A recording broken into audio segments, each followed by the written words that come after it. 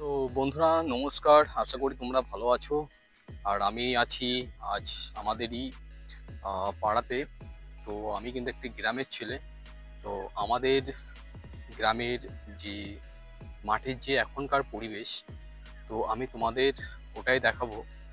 তো চলো তাহলে আমার সঙ্গে, তোমরাও দেখে নেবে আমাদের মাঠের এখন কি পরিস্থিতি আছে। চারিদিকে সম্পূর্ণ হলুদে হলুদ হয়ে গেছে।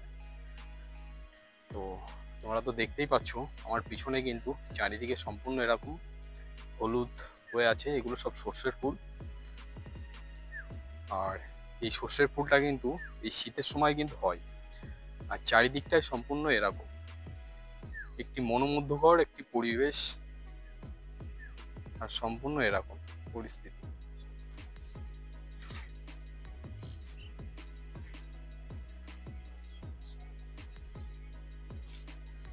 আর আর আমি এখন যেখানে দাঁড়িয়ে আছি, এবছর বর্ষার সময় এত পরিমাণে এখানে জল হয়েছে, তোমরা ধারণা করতে পারবে না। প্রায় আমার কোমর সমান হয়ে গেছিল এখানকার জল। তো বন্ধুরা আমি চলে এসেছি এখন এই মুসুরি গাছের ক্ষেতের ভিতরে।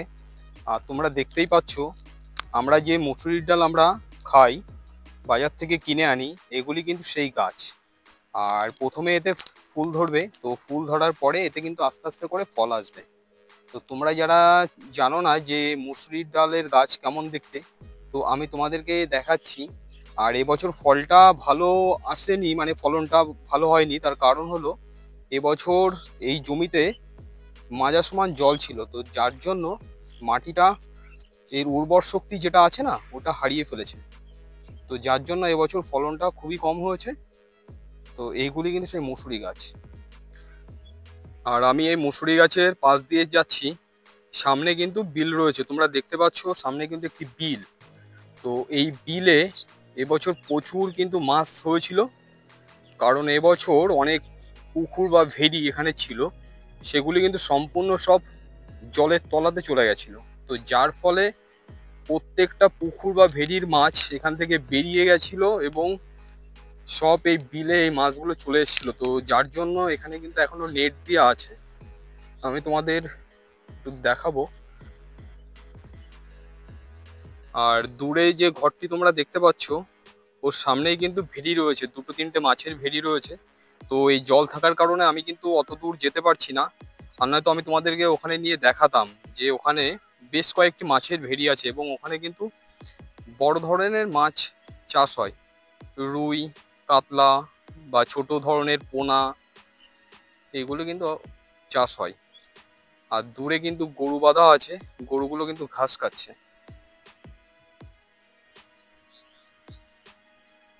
আর এই হচ্ছে সম্পূর্ণ বিলের পরিস্থিতি। এখন যেহেতু জলটা শুকিয়ে যাচ্ছে আস্তে আস্তে, আর এদিকে বক বা মাছরাঙা পাখি আছে এখানে বসে।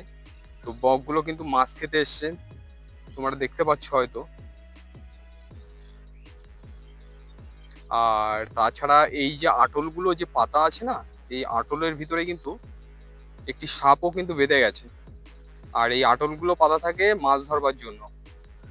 আর একটা সাপ মাথা বাড়িয়ে উঁকি মারছে।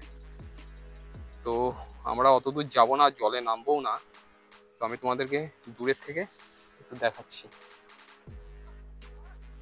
আর দেখো এই বিলের সাইডের পরিবেশটা ঠিক এরকম।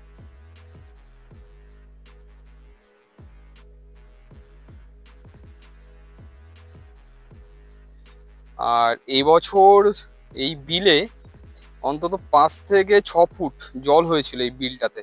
আর আমি কিন্তু এখন এই বিলের মধ্যেই কিন্তু আমি দাঁড়ানো হিসাব মতন, মানে জলটা টেনে গেছে। তো যার জন্য আমি কিন্তু এই বিলে চলে এসেছি এখন।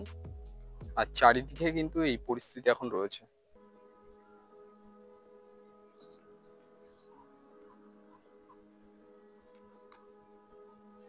আর সামনেই হচ্ছে পাকা রাস্তা। এই যে ফাঁকা অংশ যেটা দেখতে পাচ্ছ, এখান থেকে কিন্তু রাস্তা রয়েছে একটি। তো চলো এবার আমরা আস্তে আস্তে সামনের দিকে যাই। এই দেখো এই পাতকাঠিগুলো এখানে মেলে রেখে দিয়েছে। তার কারণ এবছর পাতকাঠিগুলো অনেকে বাড়ি নিয়ে যেতে পারেনি। তো এখানে কিন্তু পাতকাঠিগুলো মেলা রয়েছে। তো আমরা যে পথে এসেছিলাম আমরা এখন ওই পথ দিয়েই আমরা চলে যাব। আর সর্ষে গাছগুলোতে সবে ফুল ধরেছে, এগুলোতে ফল আসবে এখনো কিছুদিন দেরি হবে। আর আমার সামনে রয়েছে কিন্তু একটি মোটর ঘর, তো আমি তোমাদের দেখাবো। এখানে কিন্তু চৈত্র মাসে বা অন্যান্য সময়ও কিন্তু এখানে জলের যে সময় আর কি জমিতে জল দিতে হয়, তো এই মোটরের মাধ্যমে কিন্তু এখানে জলের ব্যবস্থা করা হয়।